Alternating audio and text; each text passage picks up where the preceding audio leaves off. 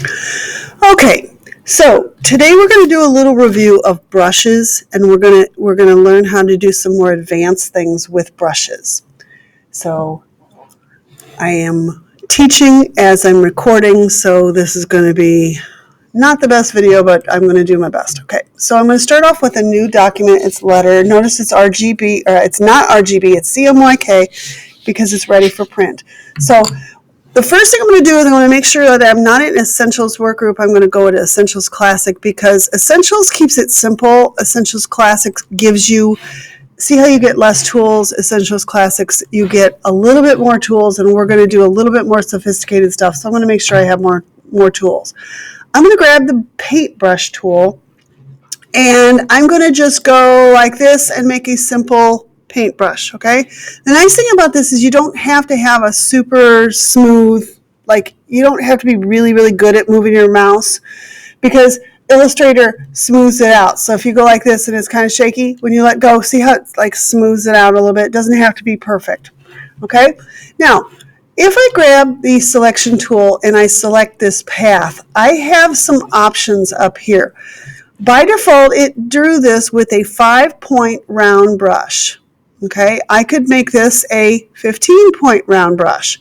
I also have a 3-point oval, which if you can't, it's not very big. So let's make the stroke larger and see how you can see the ends start getting a little switched out. By the way, you can always grab these points and decide, well, I want it to be, curved a little bit. You can always change those later. Excuse me. Let's go back here. And you have another oval, and you have this one that's a flat one. Now, let me get this one and get this one out of the way. Oops. Get rid of the wrong one.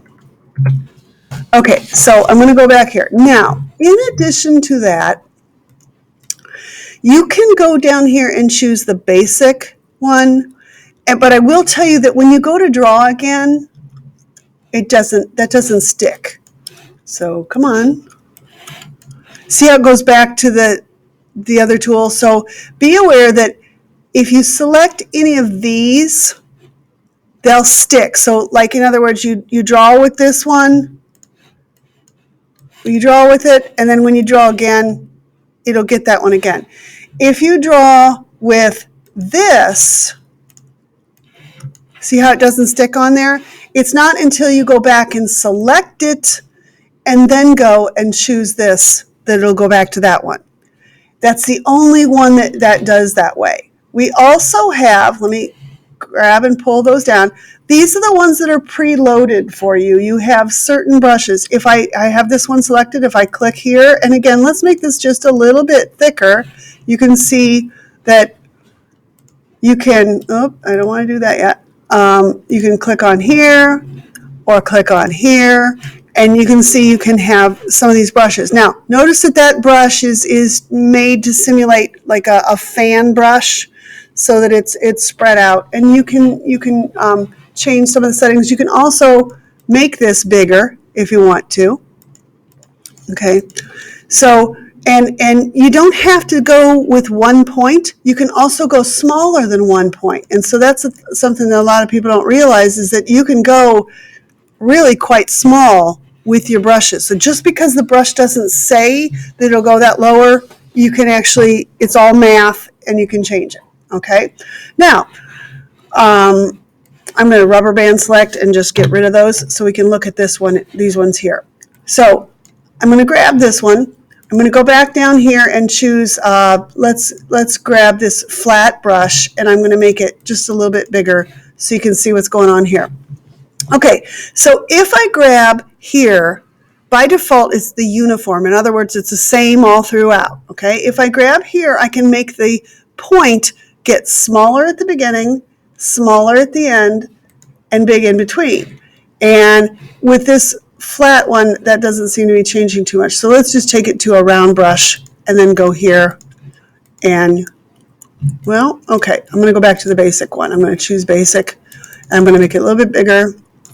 And you see how the basic, it will let me change this. I can go here and choose wide and fat and little. And by the way, that looks kind of weird, but sometimes that looks kind of cool when you do it on a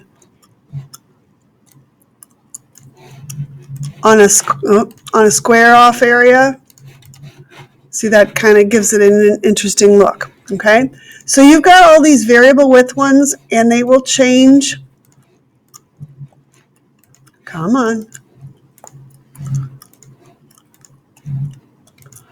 And so you can really kind of give it like an interesting look to it, okay? Be aware, you can also, I'm going to rotate this around a little bit so you can see it. I'm going to go here. I'm going to make this basic. I'm going to choose the variable width. I'm going to make it a little bit wider. But you can also come down here, and this tool right here, see it? It's a strange looking tool. I don't know how to describe it. It's a squiggly line with arrows trying to show you that you can make it wider. Watch this. With this width tool, I can click, and I can come right here, and I can click on it. You're not going to let me do it. Okay. Nope. Oh, it clicked off the tool. Okay. There. And so you can make your own variable width, even though that looks really, really weird. You could. Okay, so the variable width tool. I'm going to pause the video right now if I can find the controls for it. I can't.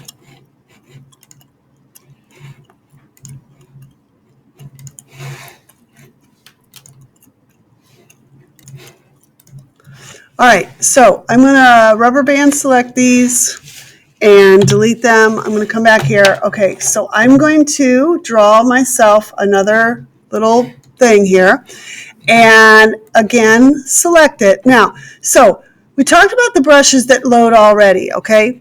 But there are so many other brushes here, and you can also make your own brushes. So I'm going to come down here. If you look in the lower left-hand corner of this brush palette, do you see how it looks like some library books? And so watch, if I click on this, I get a flyout menu. And I can come down here to, let's say, artistic, and I'll choose artistic charcoal pencil.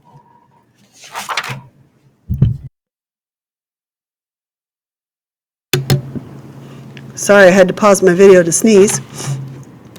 And you can click, now watch what happens here. I need to click over here on the brushes palette. And I'm going to grab this and pull it bigger so you can see what's going on. Here are the brush palettes that I'm looking at. They are not in my document right now at all. It's not until I click on it. If I click on it and I click and I click and I click, you can select and add those into your document. And so now they're here.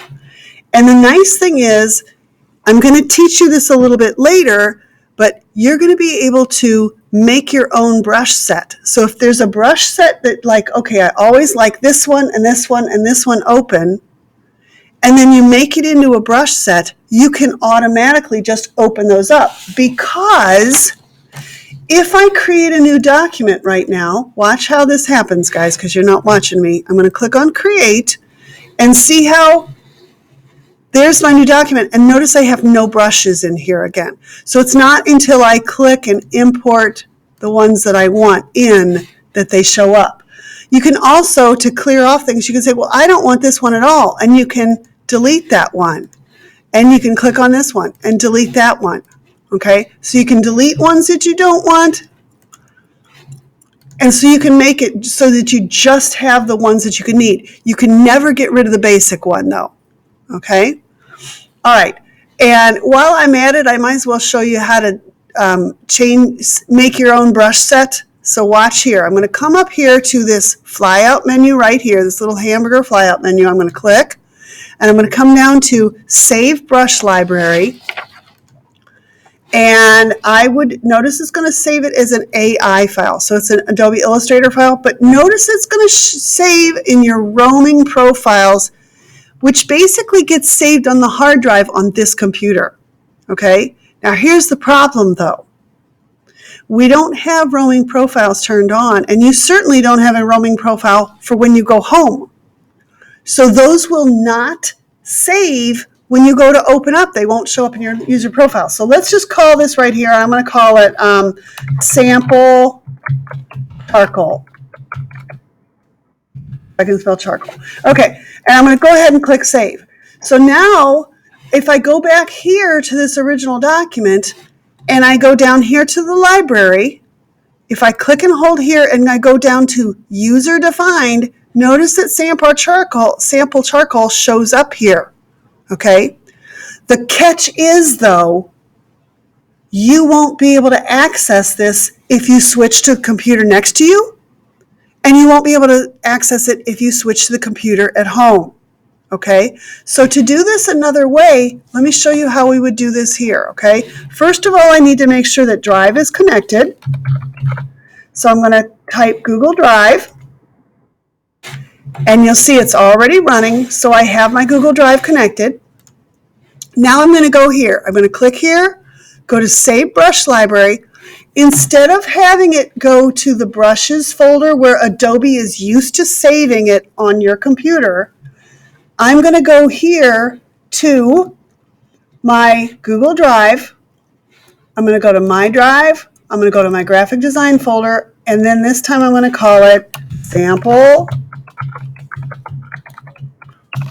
And I'm going to call it Brushes, just so I remember later that these are just brushes, not an Illustrator document, even though it really is an Illustrator document. I'm going to go click and save, so that when I come to my new document and I want to get those new brushes in here, I can go here, and instead of going to user defined, I'm going to go to other library, and I will actually import them in like I would any other document. So I'd go to My Drive, graphic design, and you can see if I look, sample charcoal brushes, and I click on open, and I still get them the same way I did before.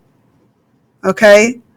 So remember that you will need to export them to your Google Drive so that you'll have to access them from school, okay? Remember, all of these other things, there are tons and tons of other brushes, and what I would like for you to do is spend the rest of the period right now experimenting with some of the brushes that I have here for you, okay? By the way, you can also download brushes from the internet. You can find free vector Illustrator brushes, and boy, you can find a lot of really cool ones, okay? So I'm going to